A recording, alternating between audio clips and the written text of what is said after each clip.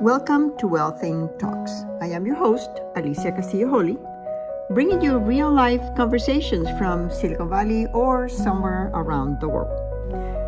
We will talk about disruptors, angel investments, venture capital, and of course, family offices. Join me along with my children, their families, friends, disruptors, and investors as we explore the fascinating world of creating wealth in a completely different and authentic way.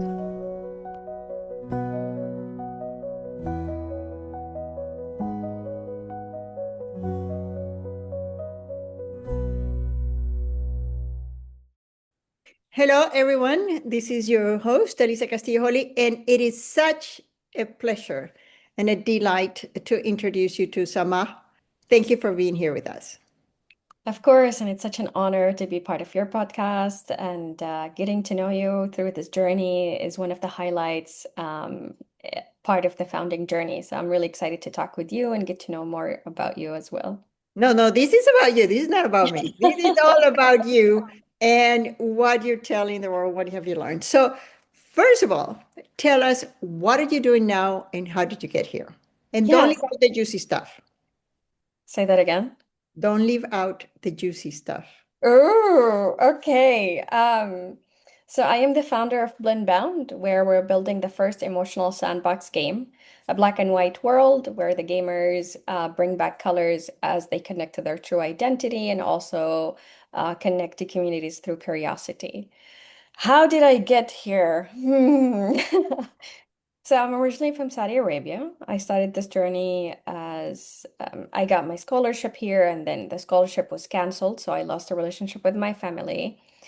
So I became a women's rights activist, and I helped change the law where women are traveling without a male permission. At the same time, I made a short animated movie about this world that turned into a video game today, just to show to my dad that I see him, I understand what he's going through, and also to show him that being different is not bad. And then throughout the journey, I worked in the Silicon Valley and I diversified the voices of Siri at Apple. And that another major event that happened to me, I learned the dynamic in the Silicon Valley, the leadership, innovation. And as I was leaving the tech world, I did my own research about like what is happily ever after, and I learned that the core stories of happily ever after has been tailored for an excluded community, leaving a lot of people excluded.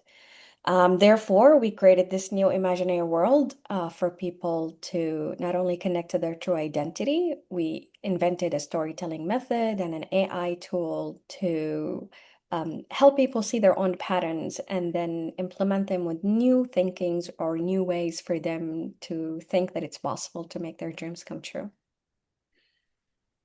Wow. Well, I don't want to live happily ever after. I need a little bit of, challenge, and I need a little bit of doubt, because that keeps me agile. What do you think about that? Yeah, totally. I mean, part of so the storytelling method that we have created is basically they need to accept their reality. And part of accepting their own reality is to do the work, acknowledge some things that are going well and the things that are going bad, and learning what is unlearning. And as they are slowly unfolding this chapter or this journey, they will learn that they are worthy of living. That's what we mean by happily ever after. They are worthy of thinking. They are worthy of being part of the solution rather than the problem. And happily ever after, it's like hope. How can we help people to never lose hope? Wow. You just brought me to my elementary school teacher, actually the principal of the school. Her name was Alicia, like mine, so I always felt connected to her. Oh, It was not a common name. It's not a common name, but it was not a common name when I was growing up. And she always had this ending in his talks, and he did a talk every Monday for the whole school. And it was a large school. And we were all, it's in the tropics, so we're all in the patio, sort of, singing the national anthem. And then she always had inspirational quotes for us. And she always ended, hope comes first. Wow. And she said, and I remember years later, probably 40 years later, talking to her and telling her that. And she said, the last thing that we lose is hope. So that was so critical for me. And just keep trying till you lose hope. I don't think when you lose hope, you lose everything. Some people do believe that, but I do believe that the last thing that we lose is hope. And Yeah. when we lose hope, we need to figure out something else because sometimes you have no hope, but you have to keep working on that. That's specifically important for some immigrants and for some people who, like people who are in jail, people who are in very strenuous circumstances in wars, they don't have hope, but they continue living. So I don't think when you lose hope, you lose everything. But if you were privileged enough to be under certain circumstances, the last thing that we lose is hope. Right? So I think that's really interesting. How do you think hope is related to happiness? Um, I don't know about happiness. Happiness, it's kind of like a lifestyle rather than a goal or a satisfaction feeling. And hope is just another tool, but it's one of the main tools that if you perfect it, maintain it, check on it, and work on it every day, it's like it's like having faith or making sure that your heart is always healthy. It's like a core mechanic and resources that if you keep always diversify how you look at it, then it will make you see so many possibilities that it's hard for you not to see if you don't have that always there. And how did you arrive to that conclusion? What was the path to that? Yeah. Um, I was very happy with my family. I had a really good relationship with them. And when I got the scholarship here, I just fell in love with knowledge. Like I really became like an addict. It's like, oh my gosh, I can just learn anything anytime I want. I can just Google whatever and I get an information right away. Because leaving a country where I was always protected by my family, always surrounded by them, really restricted in when I what I learn, what's not. Like when I left, women were not allowed to even go to library. It was like a taboo. So for me to just have this knowledge, just like I fell in love. So I couldn't leave it, even though my father was like, "You're coming back home. You need to get married. This is too much for us. This is for your own safety." And then I lost the connection with my family, and that when I lost hope, or like when I lost connection to myself.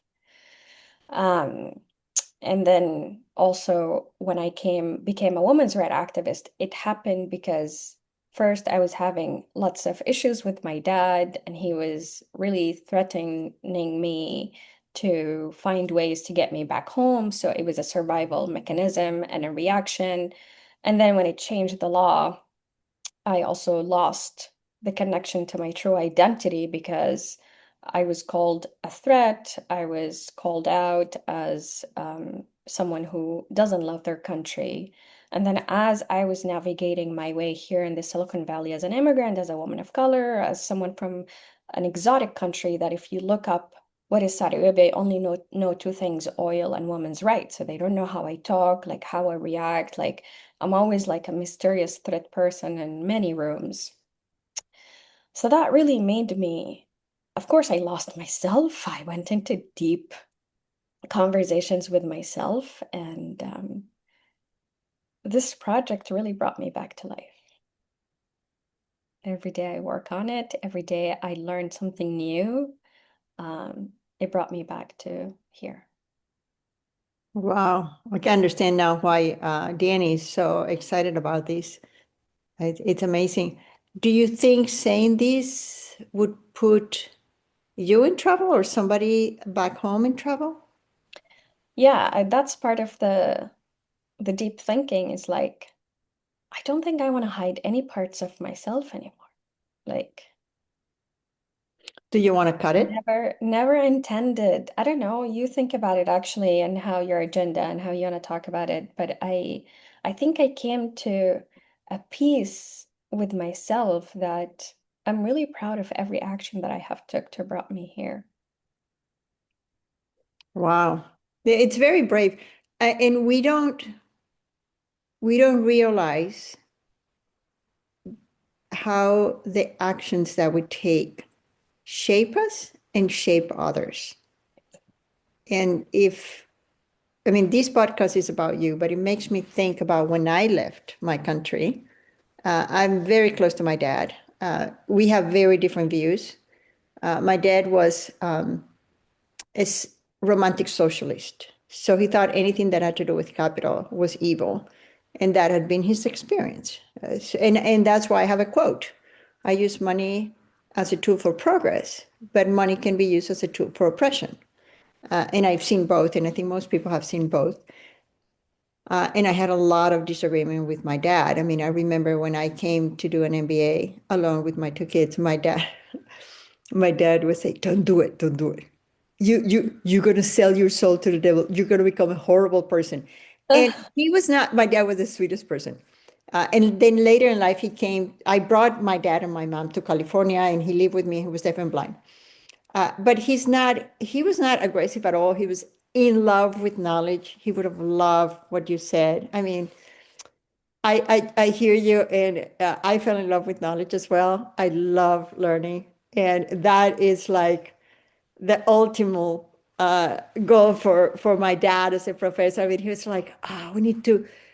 It's knowledge." So my dad was obsessed with creating knowledge. So he thought, "Oh, money, that's something. People who are not smart enough, they go into the computer world." That's what he thought. But it's very interesting because when I moved here, I realized that in order to find who I was, I had to put distance because there's so many things I would take for granted or that I took for granted. For example, free healthcare, free education. I remember coming here and talking to people about them saving for retirement. And my and I used to ask them, "What do you mean? You don't like your children? They don't like you?" And to me, it was like, "What do you mean you're sick? They're not going to take care of you? Like I take care of my parents." But it was one of these shocking things. Why do you have to do that? Why don't you just? So it's really interesting. And as we were mentioning before, I spent 2.5 months in Saudi Arabia. It's an amazing country, and a lot of people have misconceived notions about that. Yeah. So I'm gonna go out of the questions that I usually uh, ask, and I'm gonna ask you, what do you love most about Saudi Arabia? I love how you mentioned like being like creating a distance from something that you got used to or like you love or you hate, like you really make you see it from a different perspective that it's way healthier. And what I love about Saudi Arabia, um, they have so many cultural and lifestyle attitudes that I still carry until today, and I couldn't let go because it really saved me in many situations. Um, like not really run after money. I mean, living here, it's a completely different conversation. I know. Saved me so many times. Like, I'm like, I don't know how I survived all these years, but really, that's one of it. The generosity, the giving, the just making sure like everyone who's around me, I treat them as a guest. And a guest in Saudi Arabia means I have to take care of you until you leave my reality. And that really brought back a good karma in my life. The people who showed up, like how I collected myself back, like every little person really genuinely just came here to help me. And they find the joy in helping me. And that's what I used to do as a Saudi culture. Um, Listening to other people and wishing them well without jealousy. I mean, jealousy was like a taboo. I don't know what it means to feel jealous, and what a gift. I didn't have to go into like woman fights. I didn't have to go into like wrath or anger. Um, Elegance. I didn't know the meaning of elegance. I mean, talking about knowledge, now I have to learn so many everything around me, like why I'm here, why I'm breathing. Like I go into biology, I go everywhere. So elegance means always like present yourself with innocence and care. And I love that so much. I love being elegant because I don't want to come with stereotypes about Yeah. people. And Yeah. I really genuinely just want people to be okay.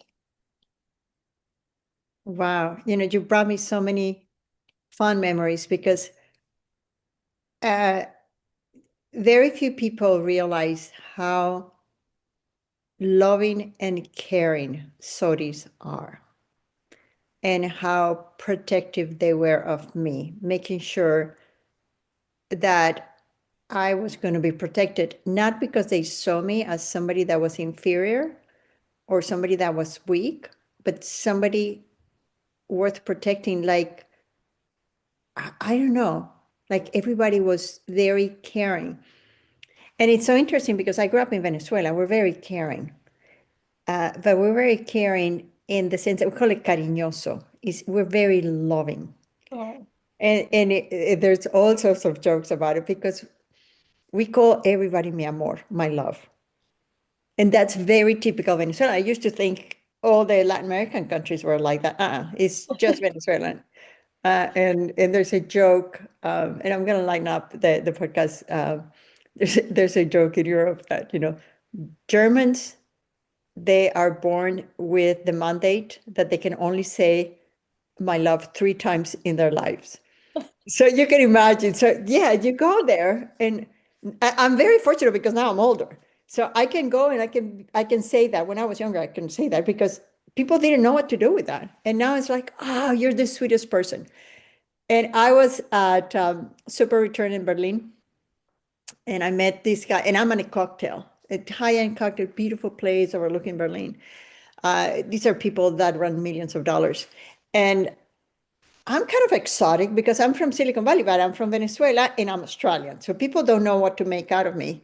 And I'm dressing, bright colors instead of black and white or beige and white. And then I met this guy who is my son's age, and he's a huge guy from Italy. And he says, "Can I get you something?" And I said, "Yes, could you please get me, I don't know, I think it was a glass of wine or water or something." And he speaks Italian. I speak Italian. So he goes and gets her. And then he says, "Is this okay?" from sort of across the room. And I said, "No, mi amore." And everybody turned around and I said the word. And I was like, well, whatever. And then he came and he said, "Oh, you call me mi amore." And you're like, "Yes, like your mom." And they used to call me the granny in that group after that. And then I met them at the other event the next day. And then he looks at me across the room and says, "Mi amor." And I said, "Mi amor." And then I started talking to him. But there was another guy who was, I think he was from Ukraine. He was from Eastern Europe. There was another guy there. And then I said, "Yes, mi amor." And he's like, "Wait a second, you call me amor everybody?" I said, "Yeah, I'm Venezuelan. We call me amor everybody." And we just have a lot of mi amors in our language. So that was really interesting. And cultural things are so important. And as a society, the world, I think, is better when we pick up those things from other cultures and we embed it here. yes. And you just reminded me how protected and how loved I felt when I was in Saudi Arabia. When everybody was telling me, this is going to be like this is going to be like this.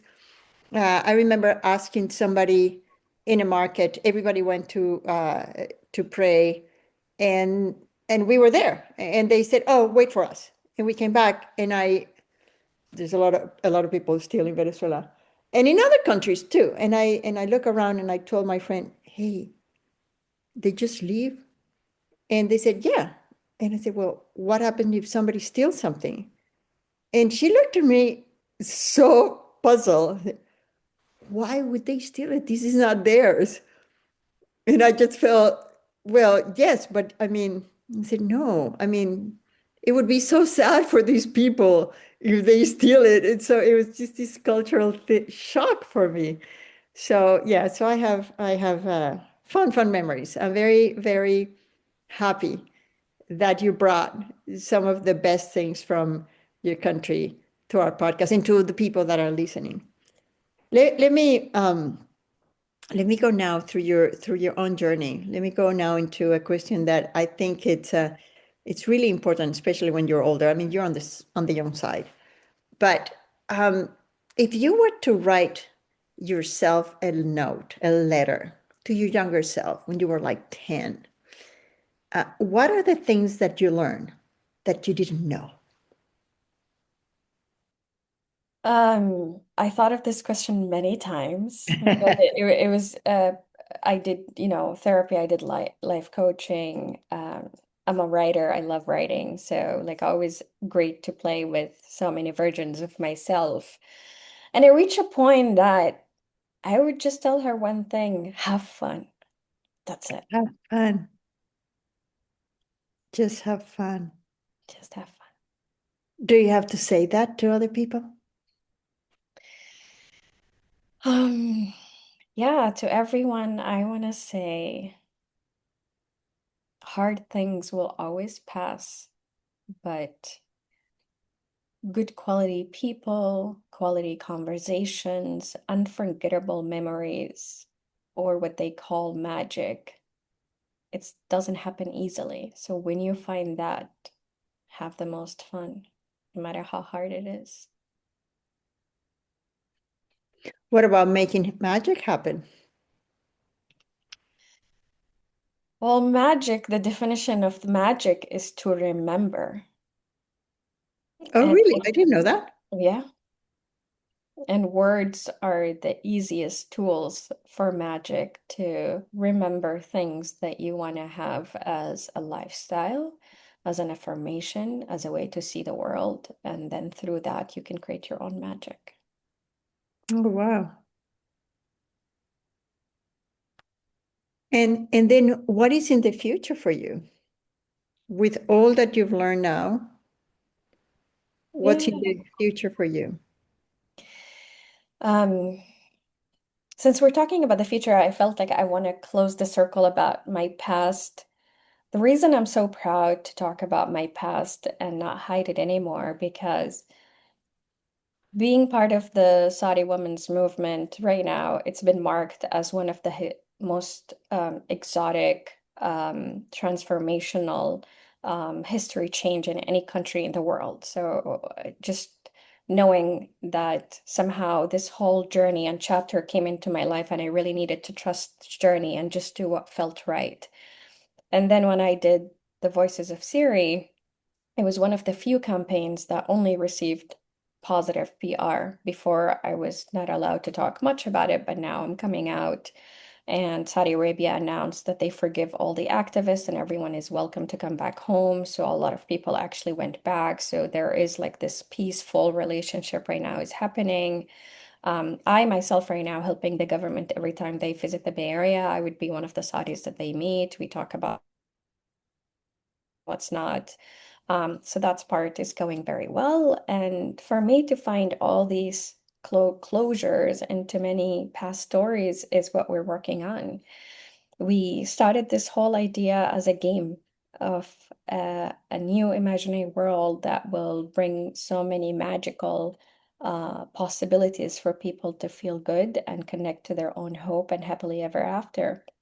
But the company really has the potential to identify what is emotional intelligence data. Emotional intelligence data is only 1% in all the data in the world. And as the growth of AI and automation, there is a need to identify these emotions and collect them and then implement them to these technologies, because finally we might live in the world that we're all working so hard for, where so many things will be automated for us to connect more, for us to really live a better life quality. Um, this company has the potential to really remind people of who they really are, with the tools that we have created, the AI tools and the storytelling method. Um, we can really help younger generations, specifically before they turn 25, when their prefrontal cortex becomes mature. It's about purpose, goal, that finally we're going to have younger people who are more responsible, more accepting of this reality, and finding the joy in being part of the solution. But then once they hit that age, they go into addiction, into fitting in, and depression. Wow. How do people find about the game? So we have the demo right now live on Steam. They can go to Steam and type Folded Inner Journey. They can also check it on our website, blendbound.co, or hopefully they're your podcast. Please watch our podcast. We'll just funnel it to you. Yeah, we'll put it in the credit. We usually put it in the credit, but it's always fun when we ask that. And I usually ask that as the very last question. But since you're talking about that, it was the right moment. Um, don't forget the old people. I'm 65. People, we're disappearing, but we're still alive. And I don't think I'll ever retire. I mean, I just love what I do, and I love to work. I love to work in the garden. I'm just very active, but there's a lot of people who late in life they question the decisions that they made. I'm not there yet, but I'm a happy person, so I don't care. But there's a lot of people who are very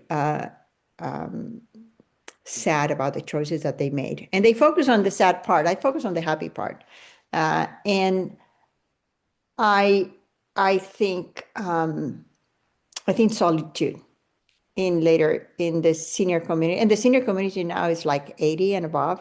It's really taxing. And we were talking before about the pressure that there are in this society. So the pressure about having money, about being resourceful, about making sure that other people know that you've done well, which means that you have money.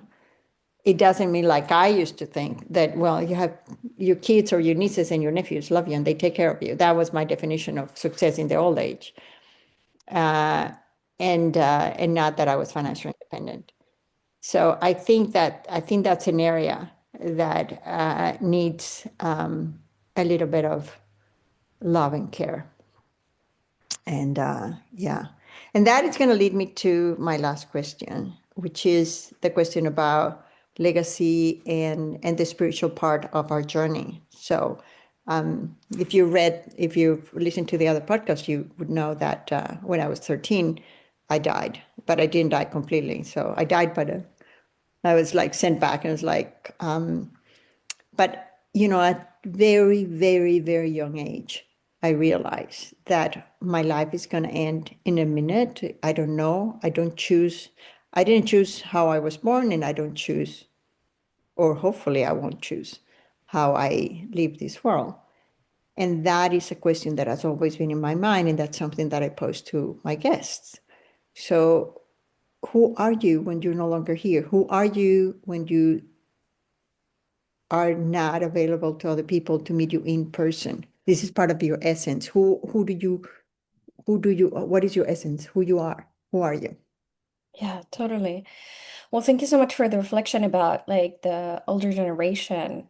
Something that also we learned that age is just a number. Like people can be stuck in specific scenarios, specific age in their own mind, and they act from that place. What's really like differentiate that is like maybe there would be a slower pace, but again, um, that doesn't restrain or limit anyone from like really living their purpose or living their lives in general.